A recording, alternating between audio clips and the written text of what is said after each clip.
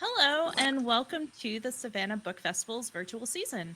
I'm Melissa Taylor. I'm one of the owners of eShaver Booksellers. I'm here with Jessica Osborne, who is my co owner and also a Savannah Book Festival board member.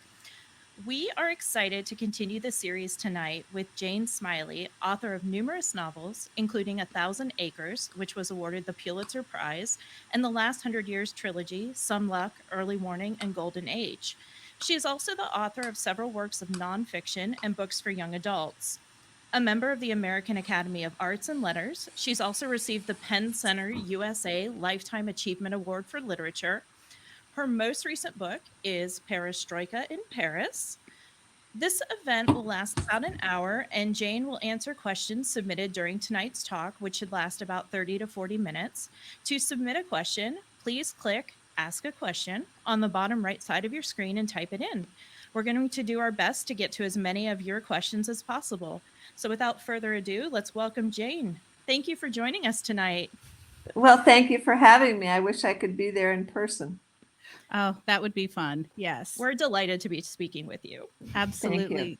So we have a few questions, and we hope you just kind of go in whatever direction you'd like, but just a few things. So you've published a lot of books. I think 31 is the tally currently, and you're so wide ranging from family sagas to reinterpreting King Lear. Books in the Midwest, nonfiction books on reading and writing, and young adult novels, and some very, very funny novels about academic life and horses. How do you switch back and forth between all the different genres? Well, that I probably reflects my reading pleasures. I like reading all different genres. I like reading nonfiction and history, and I like reading all kinds of comic novels, and I like reading more serious novels, and I like reading classics. So I think, and as I remember when I was in school, we did read a bunch of different kinds of novels. So I think that has basically shaped my idea of what is possible. And I also should say that we read a lot of Shakespeare in junior high school, and college.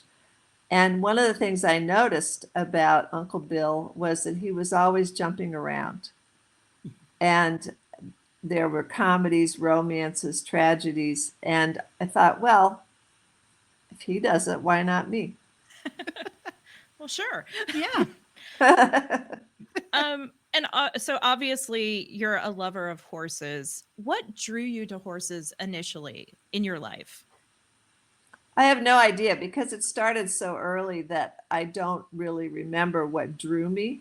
Mhm. However, when I was growing up in Webster Groves, which is outside of St. Louis, my mom worked at one of the local newspapers, and so during the day I would stay at my grandparents. And when I was in kindergarten on the way home, someone set up a pony ride on one of the corners on that was on our way home, and it was a little maze. So there would be a group of ponies that were in straight stalls at the far end, and then you'd go there and they'd put you on the pony and they'd strap you in, and then they'd have the pony trot around. I think it was like 3 times trotting around the maze. And I totally adored it. And so maybe that was it because my mom wasn't into horses and nobody else was in my family. So maybe that did it. But there were also a bunch of horse based TV shows in those days, both for kids on Saturday and also cowboy shows in the evenings. So there were horses to look at on the corner and on TV and in books. And I don't know, it just drew me in. All right. Well, so Perestroika in Paris, a story that the horse is at the center of. How did you come up with the idea for this story?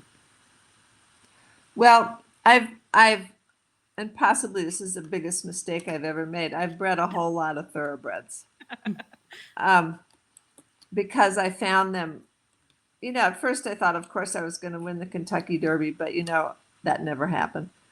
But I found them so interesting and fun to ride. And I'd grown up riding thoroughbreds because the barn where I rode when I was in my teens, thoroughbreds wintered over in that barn. That was in St. Louis. And so I thought they were beautiful, and I had grown up riding them. So when I came back to riding in my 40s, it was because of a thoroughbred also. And I just couldn't resist. So I bred a few. And in 2005, the one my Paris, was born. Her sire was Moscow Ballet. So I named her Perestroika. And she fascinated me. I mean, she was simultaneously really smart and kind of edgy and wonderful to ride, but also, it could happen. You could get bucked off. I don't know. And when she was born in 2007. No, excuse me, 2005. And when she was a 5-year-old, I was riding her and enjoying it. And I happened to be in France, in Paris, and I went to visit an American woman from Wisconsin who trains racehorses in France and has had quite a successful, good career. Mm-hmm. And after I'd gone to visit and seen where she kept her horses, which is a beautiful spot, an old estate outside of town, I then went to have dinner, and we were at the Place du Trocadero, which is on the west side of the Seine. And I'd never been there before either. And I thought that was a wonderful place because it's way up on a hill.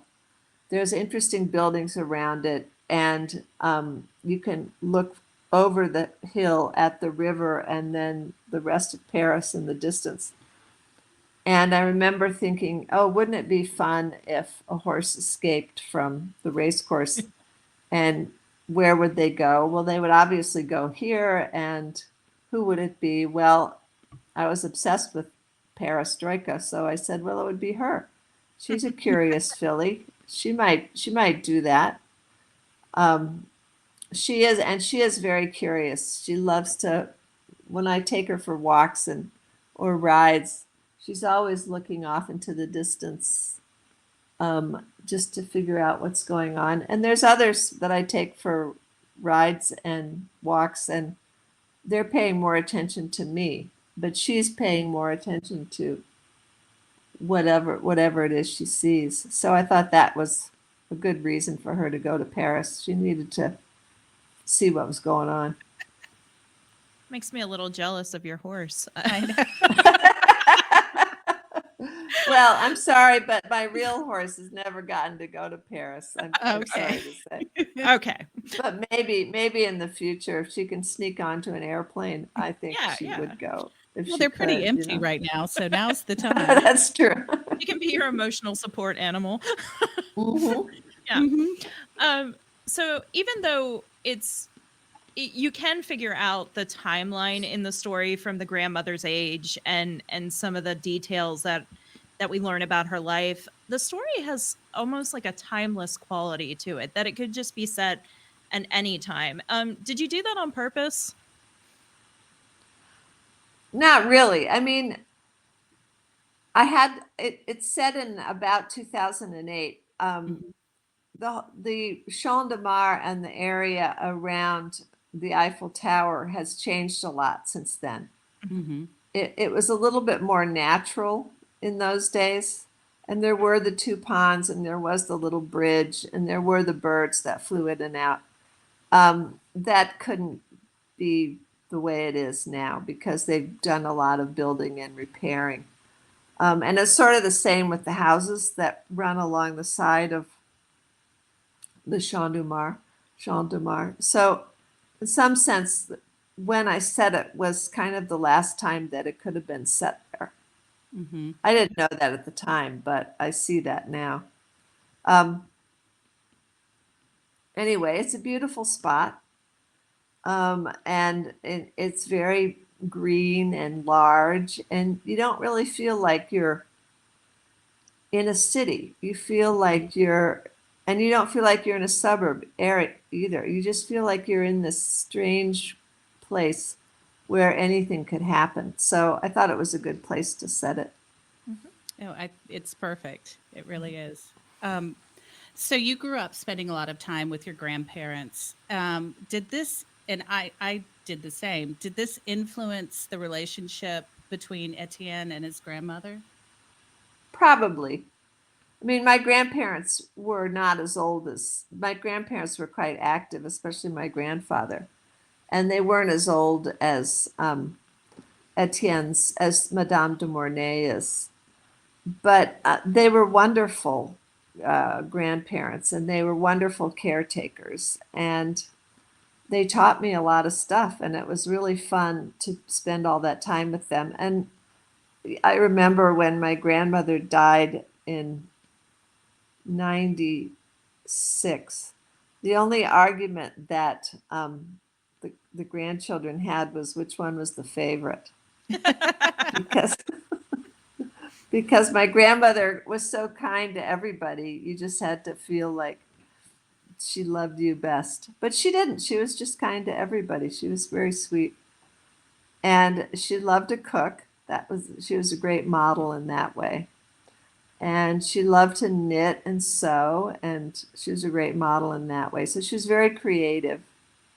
And I really enjoyed that aspect of who she was. And my grandfather was very athletic. He could still do backflips when he was in his 50s. Oh, wow. Oh, nice.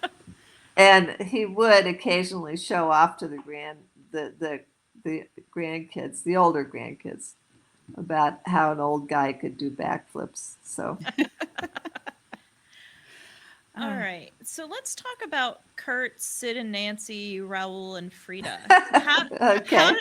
How did you imagine the concerns of a rat, two mallards, an aging raven, and such an exceptional dog?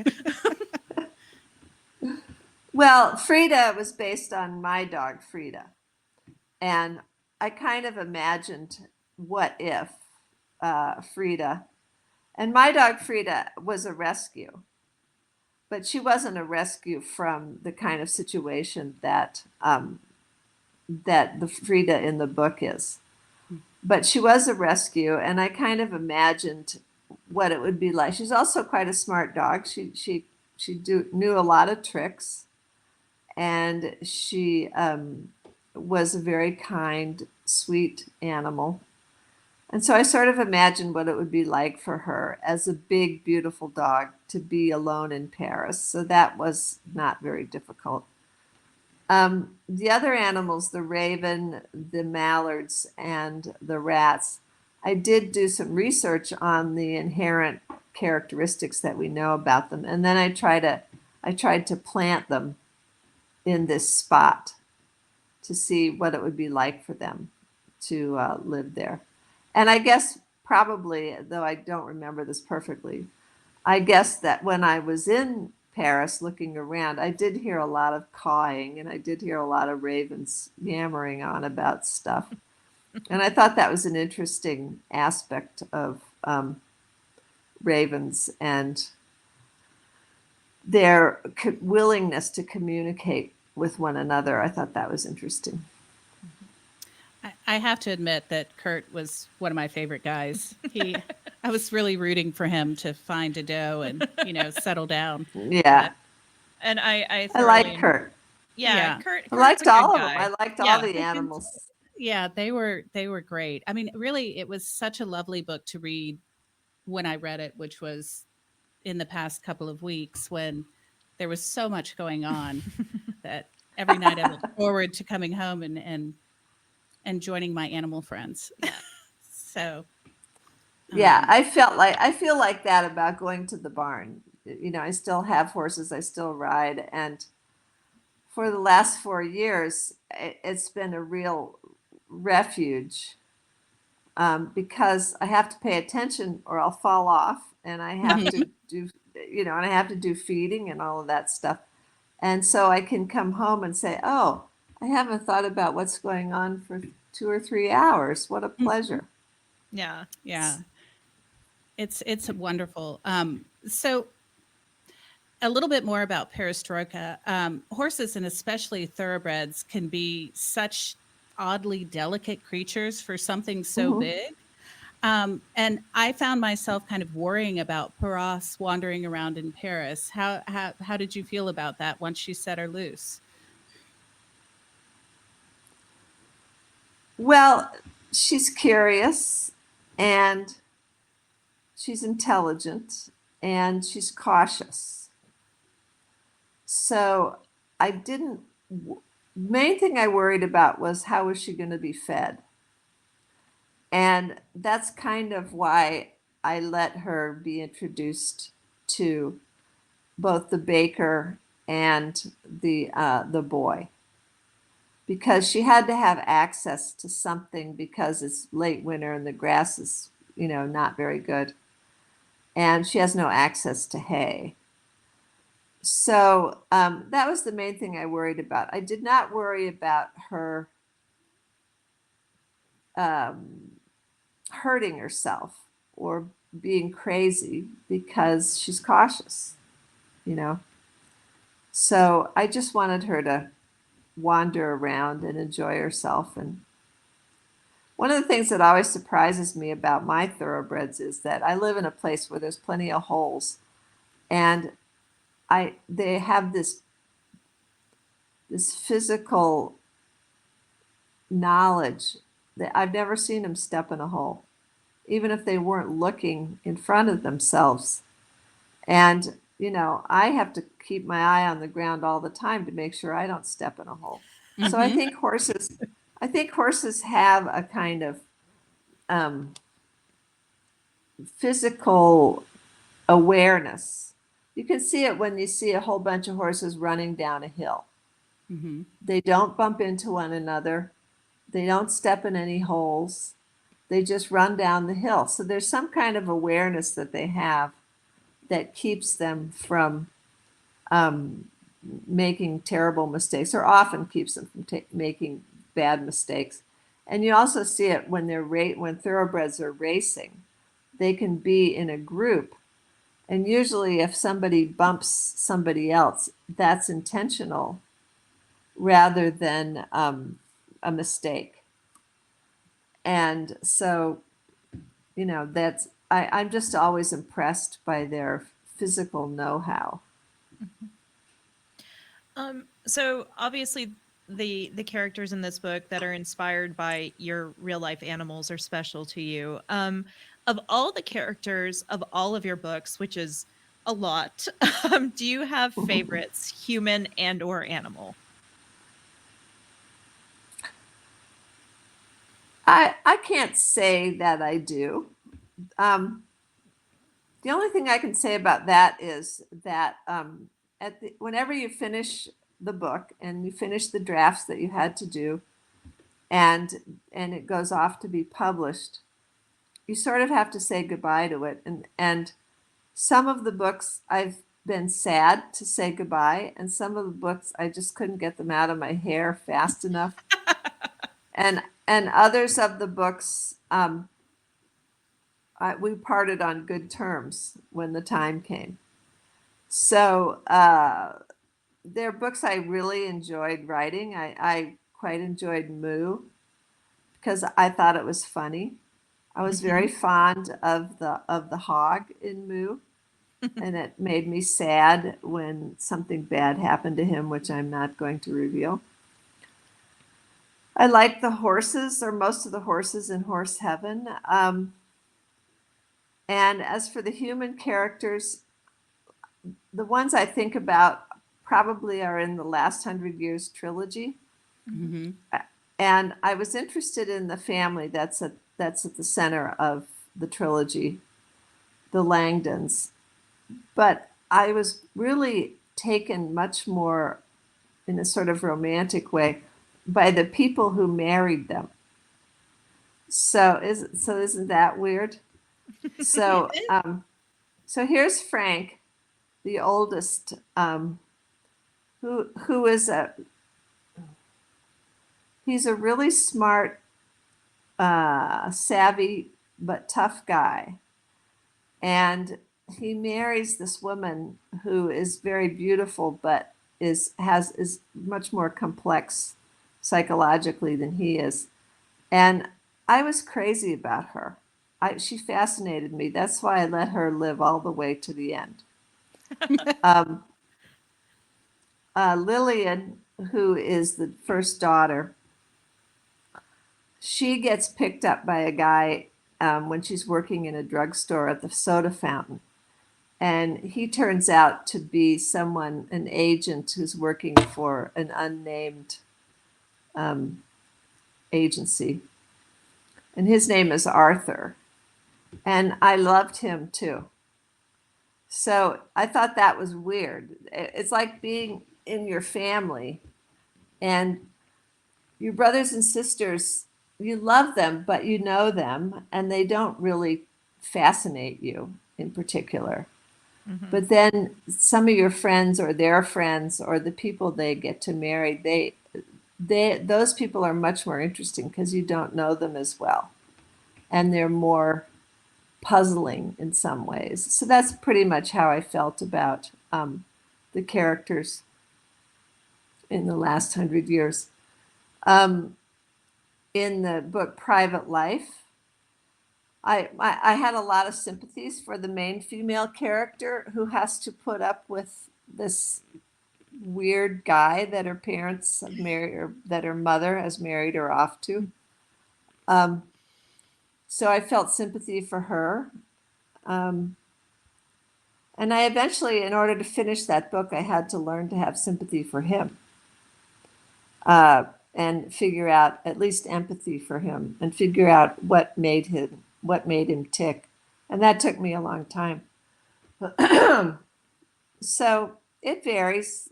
The characters, especially in a long book, they sort of become like people that you know, Mm-hmm. and um, you have different feelings about them. Sometimes you like them, sometimes you don't like them, sometimes you find them really interesting. But whatever draws you to them, that's what you have to work on in order to keep the book going. Mhm. Well, so many of your books are set in the Midwest. And I heard you say it at one talk that this kind of has to do not only with you having been there, but with the roots of where people get their food in a Hmm. country. Can you expand on this, or what draws you Well, to I that think up? it's a really cultural. I love to cook, and I grew up in a family where people love to cook, and we had plenty of cookbooks. And so when I was an adult, I learned to cook myself. And so food fascinates me. And I like all kinds of food. I like Indian food, Chinese food, Italian food, French food, um, Russian food, all kinds of food. I like it. I don't like lutefisk, however. We're with you on that. And so um, food has always fascinated me. And because I want to be healthy and I want my children to be healthy, I want to give them good food. So as the food world changed through my life from ingredients that did not have a whole lot of weird um, aspects to them, hadn't been used, hadn't had a lot of pesticides, hadn't been raised on farms where they could barely move. And partly because I lived in Iowa, I became fascinated by that. And I would notice the different cultures about food also have different cultures about how the food is raised and how you get it. And I think that's very characteristic of various cultures.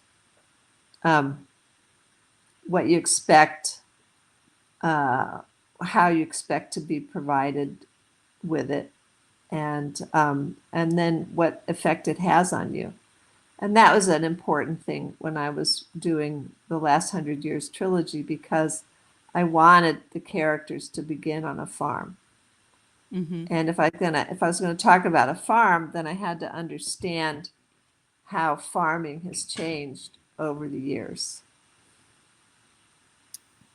Um, Well, and just to extend the question. yeah, do you prefer to set your books in areas that you have an intimate connection with, where you lived in the Midwest for so long? I don't know. I wouldn't say so. Um, it just depends on the idea of how the idea comes to me. Mhm. I set the Greenlanders in Greenland because I was interested in how that colony vanished. I was not intimately familiar with Greenland, but I had been to Iceland. I knew they were quite different from one another, but I'd been lured in by Nordic, Icelandic medieval Icelandic literature.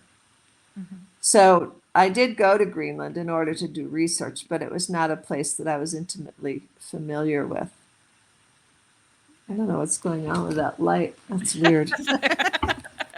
Sorry, and I. Must be a ghost. It must be a Yes. ghost. Well, we're in Savannah, so we have lots of those. Oh, okay, good. Okay, well, Yeah, say we're hi used- to them yeah, we're- for me. Absolutely. We No have worries. one named Ed in the bookstore that hangs out. Yeah. So, Oh, really? Huh. Yeah. Well, he must be a um, literary kind of ghost. Yeah. yes. Yeah, he likes to throw books off the shelves occasionally. He's got a bit of an attitude. It's fine. Yes. So I've seen in a couple of different articles with you that when you talk about how you're working out a story, that sometimes you plot it out and sometimes you kind of just let the story take you where the story Mhm. takes you. Which one of those do you tend towards, and how are you able to go back and forth? Like it seems like that would stress me out. It really just depends on how much I know about the story. For example, for 1,000 Acres, my goal was to stick as closely as realistically possible to King Lear. And so I knew what the story was going to be, and I had to fit my setting into that story. Mm-hmm. So that was one way of doing it.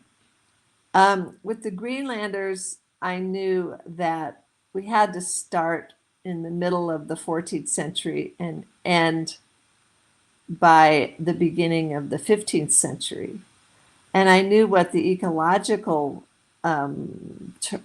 probabilities were about the setting. And I knew had some information about how Greenland communicated with Europe and to some degree with Iceland for a while. And so I just had to sort of follow the historical likelihoods. But other books like The Last 100 Years, all I knew about Last 100 Years was that there were these 5 children. The book was going to progress year by year, and that some of the children were going to get out of town and some of them weren't. And so I just followed the history of from 1920 to 2019 to see what it was likely that they would do. So that's how I did that one. But everyone changes. I mean, every book changes. And I like that. I like doing different things. I like doing trying this or trying that and seeing how it works and solving the puzzle. It's we hear a lot of writers in our line of work, and usually they always fall into one category, a pantser or a planner. And so it's fascinating to see, the variety of your work and how you do it. So have you found that teaching writing has affected your writing? Not recently. I mean, when I was teaching at Iowa State back in the 80s, there were times when I would be kind of stuck trying to figure out what I was going to say next, what was on the next page. And then I would be talking in class about something else completely, and the idea would come to me. So, yeah, there were times when I taught myself and my students um, what what how to figure something out. Um, I teach now, and I don't really have that experience anymore because I know more. I know what I'm doing a little more than I did when I was in the 1980s. What I love to see now that I'm teaching, I love to watch my students develop because it's so interesting to see how their ideas change and how they fill out and how what they want to do with their work changes, and it's interesting to watch their curiosity at work. And so I'm more interested in how their work is evolving in some sense than about how mine is. So, when you are teaching writing, is there one particular lesson that you want your students to take away from your class? Absolutely. When I'm teaching a workshop, I do not allow them to judge each other's work. I only allow them to analyze it. So my way of doing it is that we have a 10-week quarter. They have to turn in 3 stories. And so they have to turn in 3 drafts of one, 3 drafts of another, and 4 drafts of a third. And so they turn them in, they talk about them as a group in an analytical way, and then they turn in the next draft. Do it again, do it again. So what I want them to learn is to keep at it. And I'm afraid that if they only had to turn in 1 or 2 stories once or twice, that wouldn't make them learn how to practice.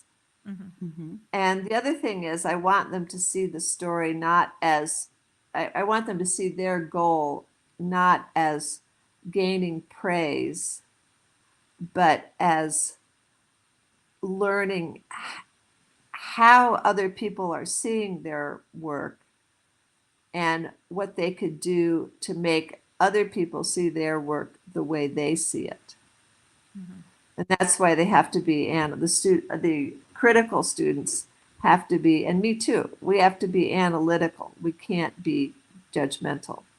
So Yeah. that's the main thing I want them to take away. I want them to come away from the term after 10 weeks more interested in their work rather than exhausted by it. Excellent. Yes. So in Perestroika in Paris, going back to the book, it's such a lovely story, but is there one particular thing that you want people to take away from that?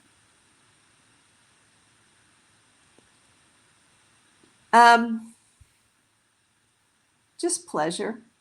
Mm-hmm. Mm-hmm. I just want them to. I enjoyed it. I enjoyed it from beginning to end. So I just want other people to feel that sense of pleasure that I felt. I didn't set out to have a lesson or anything like that. Mm-hmm. It was for me, it was a quirky book, which I loved about it. And I was talking to Jessica about this. It was almost like a grown-up Charlotte's Web for me without the preachy spider. Yes. but, it, but it had that sort of just Almost like a fable. yeah, Or like a, just like quirky is the best way I can describe it. And and like I said, it was Well, I one of like the quirky. So yeah, like I yes. take that as a compliment. I mean it as the highest compliment. Oh, thank you. You're welcome. And I think we have some questions from our online audience as well that we Yeah. want to make sure to get to. Okay. Erica's gonna Erica's feed them over to to us. yes, and we'll let them have a moment. Yeah. All right. So this one says, Jane, I have most admired you for the essay you wrote about racism in the U.S. when you explained how Huckleberry Finn should be read. Thank you. Do you think we finally got the message? I think there's no telling. I wish, I constantly wish we've finally gotten the message. But, given the events of the last few years, I do believe there are some people that have gotten the message and others that apparently refuse to get the message. So all we can do essentially is cross our fingers and hope for the best. Recently, in my class, I was teaching Marisa Conde's story I, Tituba, which is maybe has the most realistic. It's about the Salem witch trials, and it's about a slave woman from Barbados who happened to be living with Reverend Parris and his family. And I wondered if my students were going to feel that it was just too cruel to read. And then I read their papers afterwards, and it was really clear that they not only got the message from the book, but a lot of them already had gotten the message. And I thought that was really good. But I don't know. It's hard to know. No. Yeah. We just hope for the best. Fingers crossed. Yeah. Yeah. All right. So we have another one that says only 30 women have ever won the Pulitzer Prize in fiction, yours in 1992. What is your advice to young female writers, and how have things changed since you started your career? Well, I don't know that things have changed since I started my career as much as they changed just before I started my career. When I was just starting out, the world of book publishing was mostly male. And then at the very beginning of my career, there came female assistant editors and female editors, and they were more open to books by women. So, so I think that opened up room for people like me, for people like, Lori Moore, a lot of other people, a lot of other women. And I think it's gradually been opening up more and more. But I do, and I loved winning the Pulitzer. I can't say I didn't. It was a wonderful moment.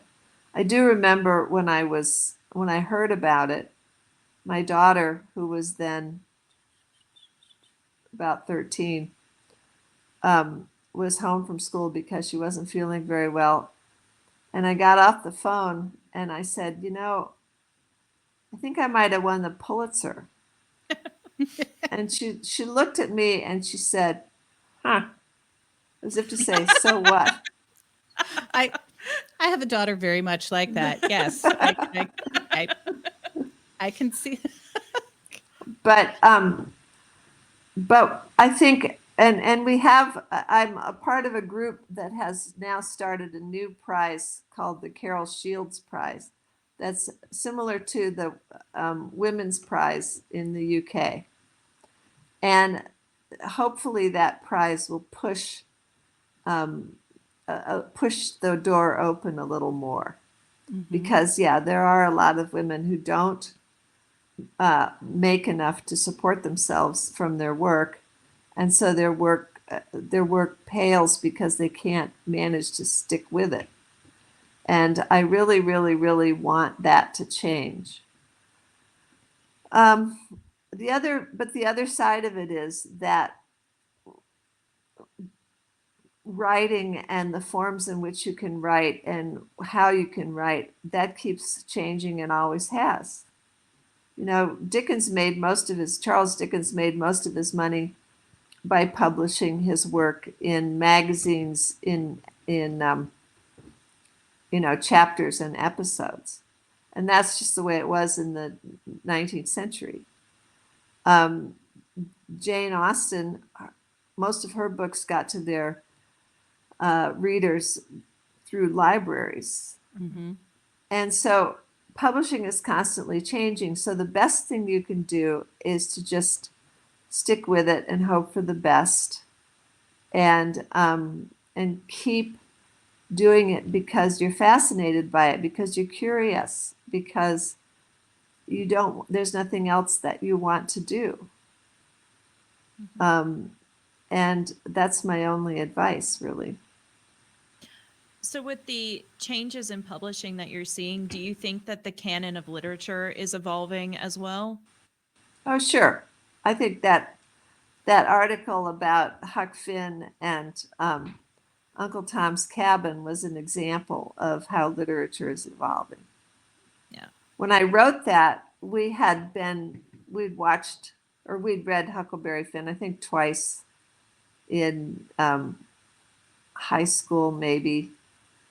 And nobody ever read Uncle Tom's Cabin because supposedly Uncle Tom's Cabin um, had a bad take on Black lives and slave lives and racism. Well, guess who got left out in the comments about Uncle Tom's Cabin? The female slave named Cassie, who was incredibly brave and independent slave.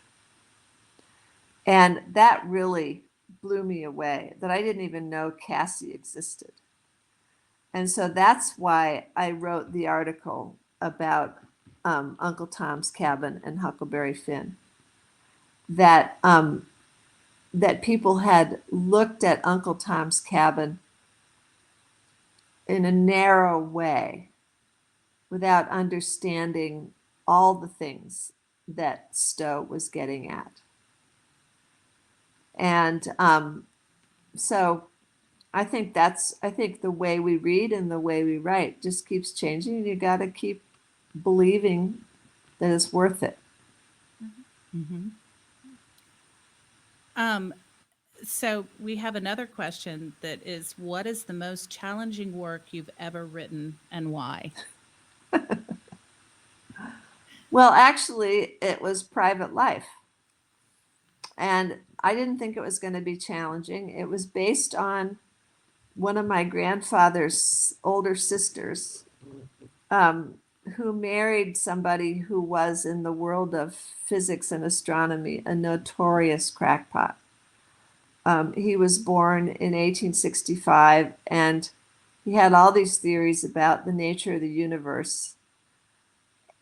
And he lived in Vallejo, California, where he had a big telescope. He had all these theories about the nature of the universe. And when Albert Einstein came along, he just thought Einstein was an idiot. Yeah. And Yes. he continued to promote his theories.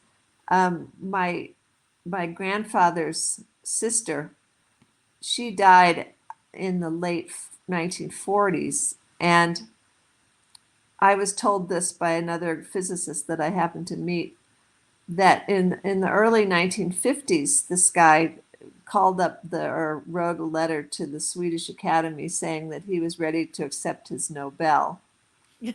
And he showed up and he was going to give a speech, and they were the Nobel he deserved.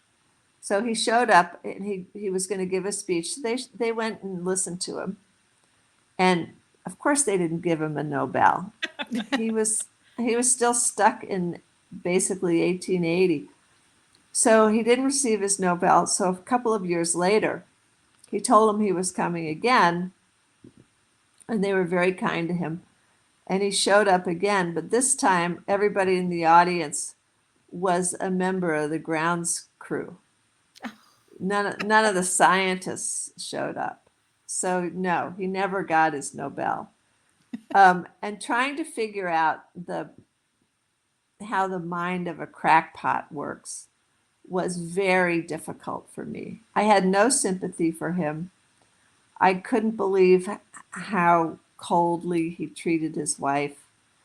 I had no sympathy for his stubbornness, especially for a guy who was that intelligent. And I had to go do draft after draft after draft until finally I sort of was able to empathize and see things from his point of view. And that meant that I could finish it. And I actually turned out to like that one, that book. But it was very difficult, much more difficult than The Greenlanders or 1,000 Acres. So this question, Jane, I recently reread Good Faith and enjoyed it very much. Any comments on that novel from the perspective of 2021? I guess my only, we could tell other people what it's about. It's about a guy who has been cheated and lost a lot of money in the real estate business in the 1980s. And I guess, as with everything, we think, okay, this will be fixed. And then it isn't fixed. So I wrote that. My husband was a realtor back in Pennsylvania before we met here in California. And what had happened to him was very traumatic for him. So when we sort of laid it out and made logical sense of a story similar to what had happened to him, then he was able to put it behind him. So that was fine. That was a good thing about the novel. But financial chicanery, Yeah. how could we get rid of it? I have no idea. I have no idea. Yeah, it feels like that's always going to be around. Yes. Mm-hmm. So, has a novel changed your life? This is what somebody has A written in. particular novel, you mean? If so, which one? Yeah. Yes. Oh, okay. Well, obviously, winning the Pulitzer for 1,000 Acres changed my life Mm-hmm. because I went from being uh, someone who got a little bit of an advance and a tiny bit of publicity for each book to someone who got big advances and a lot of publicity and therefore permission to keep at it. And I've learned a lot from various novels. So I learned a lot from the Greenlanders. I learned a lot from researching what happened in Greenland at the end of the during the 15th, the 15th and early 16th centuries. When I was working on Private Life, one of the things, because of the time in which it was set, one of the things that I had to talk about was the detention of Japanese immigrants to California during the Second World War. When I was working on The All True Travels and Adventures of Liddy Newton, which is set in the 1850s, I had to learn about pre-Civil War and racism in the U.S. And all of that was totally fascinating. So every novel has been, to some degree, an education, and that's good. You want it to be that if you're a writer. You want to learn stuff from what you're doing. Otherwise, it's dull and it's not really worth doing. Mm-hmm. Well, so I know that there's been a lot of talk online with people that I know and with Jessica. We have been talking about during the pandemic. Sometimes we've found it difficult to read or difficult to focus on things. And I know a lot of artists are having trouble being creative during the pandemic. How has the pandemic affected you both as a reader and a writer? Um, well, I live in a sort of isolated area anyway. Mm-hmm. And because they declared in California that horses were farm animals and had to be taken care of, I actually got out of the house and over to the horses as almost as just about as much as I would have anyway. So, and then my local grocery store has been very, very good at, keeping everybody clean and masked and supplied with food. So there's plenty of places to walk. There's plenty of places to go for a little drive. So my life has not been that different. And we Zoom with friends and have Zoom dinners with friends. I guess that's the thing I miss, is being able to enjoy our friends in person. But no, my writing life has stayed basically the same, and my reading life has stayed basically the same. So, just on a little different tangent, what is your relationship like with your editor? Have you worked with the same person for years, or do you? I have. I worked with the same person from about I think it was 84 until this book was finished. So what is that? 25 years. I now have a new editor because my former editor got a promotion, and my new editor, we're working on a little. We haven't quite communicated about the new book, but we're about to communicate about a new book, and she seems to like it. So, my relationship with my previous editor had its ups and downs, because there were times when she understood stuff and times when she didn't understand stuff, in my opinion. And there was times when I was willing to do whatever and times when I wasn't willing to do whatever, in her opinion. But that's just the way life with your editor works. You have different takes. I have one friend who actually started out as my first editor before she got out of the book trade. And she texted me not too long ago that it was a miracle that Knopf had kept on with me, since I never gave him the same thing twice. And and yeah, so I thank them for, rolling their eyes and being patient at the same time. Yeah, we have a wonderful Knopf wrap, and every time she comes, I always know that I'm going to end up buying more than I need to for the store. So, Yes. Knopf puts out some good books. They know what they're doing. They know what they're doing. That's for sure. So did that relationship evolve over time, and do you feel like they trusted you a little bit more as you It just turned depended in on more the book. books? It just depended on the book.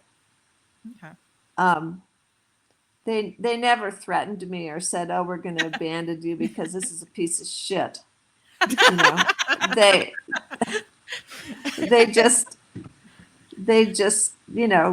did their best and hoped for the best, and they've been wonderful. I haven't a moment's I don't have a moment's feeling of anything but gratitude at how wonderful they've been. So I have a funny question about, well, I'm trying to think how to phrase it. Your love of Forrester and Jane Austen. What is your, Melissa and I are big Jane Austen fans, and we go back and reread. Everybody is a Yes. big Jane Austen fan. Or at least they should be if they know what they're doing. That's right. So do you have a favorite of Jane Austen? Well, it kind of changes. Of course, it used to be Pride and Prejudice, but I read it so many times that I kind of got used to it. Probably now it's Persuasion. Yeah. But I think all of them. I did a class in Gothic novels. And what's the name of the one she tried? Northanger Abbey. Northanger Abbey. And I Mhm. hadn't read that in years and years and years. And I reread that and I thought, boy, she knew what she was doing in this one too. I Mhm. think she's a totally fascinating person. Yeah. And I certainly hope she's this ghost behind me looking down and understanding how popular she became after she passed on.